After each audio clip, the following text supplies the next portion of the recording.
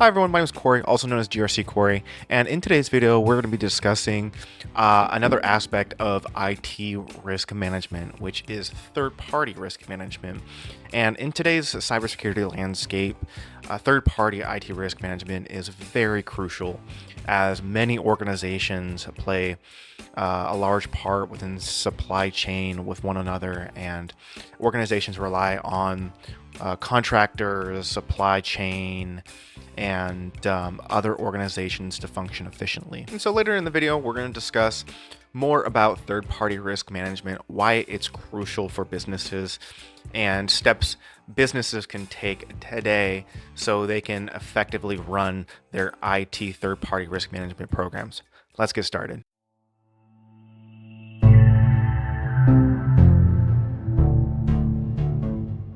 Similar to the previous video of what is IT risk management, third-party IT risk management focuses on the third-party aspect of risk management, which means that it primarily focuses on the supplier, contractor, and third-party organizations that are involved in your organization.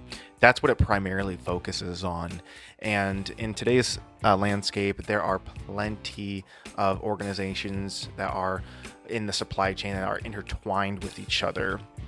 And specifically, just like in IT risk management and third-party IT risk management, it focuses on the identifying, assessing, and mitigation of risks within the third party, the supply chain. But with third-party IT risk, there does come some drawbacks, which include financial loss, non-compliance, data breaches, and operational inefficiency. These entities typically include vendors, suppliers, partners, and service providers.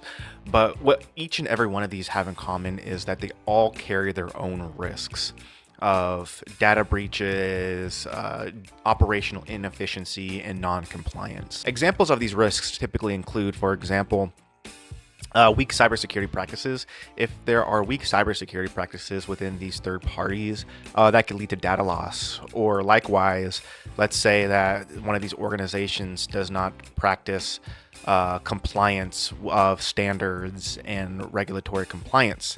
This could lead to fines and so on and so forth. But the question remains is, why is third-party risk management important? And the answer lies within the risks that are in these organizations and the risk that is introduced. Data is typically the most prominent risk within these supply chains and these third-party risks, as they control sensitive data, intellectual property, and all that information. If these vendors don't practice good cybersecurity hygiene, and then a lot of that data is going to be at risk. Another issue of third-party risk is the operational side, where if there is an incident in one of these supply chains or these service providers, then the operational functionality will decrease. And a lot of times these risks lead back to financial loss. And that is the bottom line of a lot of these organizations or businesses. And for example, Target's 2013 data breach, where it was a third-party Havoc system that was breached that caused a lot of that chaos and financial loss. And so what are the key components of third-party IT risk management?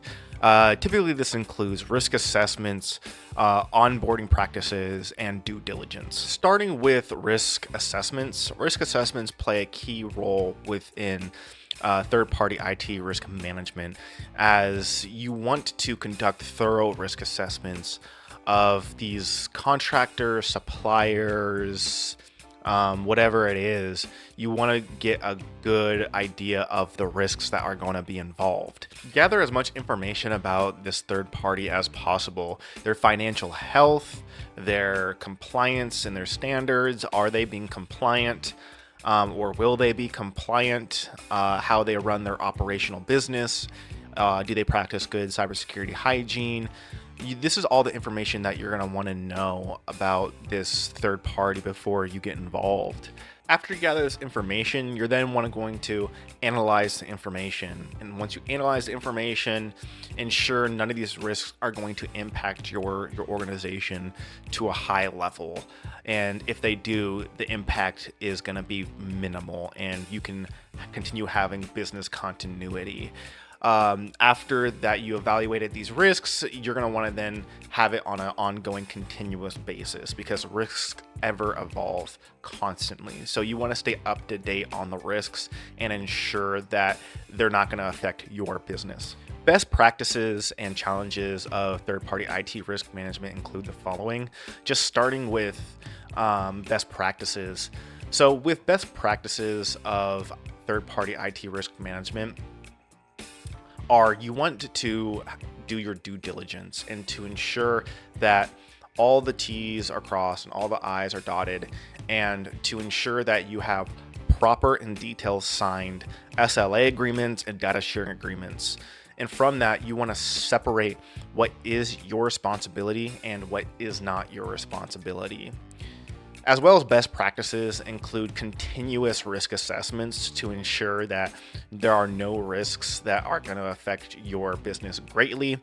But as you do have suppliers, contractors, and whatnot that are going to be operating with your business, you cannot get rid of the risks entirely. So you just want to be up to date and on continuous on those risks. And so the drawbacks or the challenges of third-party IT risk management, there is many that are a part of the third-party risk management, but one that is prominent and the biggest is visibility. So visibility into organization is going to be hard for any company or organization or whatever it is to get full visibility into a supplier or a contractor or so on and so forth. It's going to be very, very difficult because you're just not going to have that entire visibility. So what you're going to want to do is take full advantage of third-party IT auditors, ask for documentation of that information and proof of are you staying compliant with some of our industry standards, and continuous monitoring to ensure that these things are met and SLA agreements are being followed and data sharing agreements are being followed. The other step is vendor onboarding. And so with vendor onboarding is you really want to do a good and detailed job of vetting your suppliers and contractors and third-party individuals. You're going to really want to do your due diligence and to ensure during the onboarding process that compliance is being met and they practice good cybersecurity hygiene and everything is being followed as expected. And you want to lay out proper detailed documentation of contracts between the parties. By establishing a rigorous onboarding process, you can greatly reduce the risks that are going to be involved while conducting business with suppliers and contractors and third-party individuals and third-party companies. As complex as third-party IT risk management is, it does play a vital role within GRC's strategy.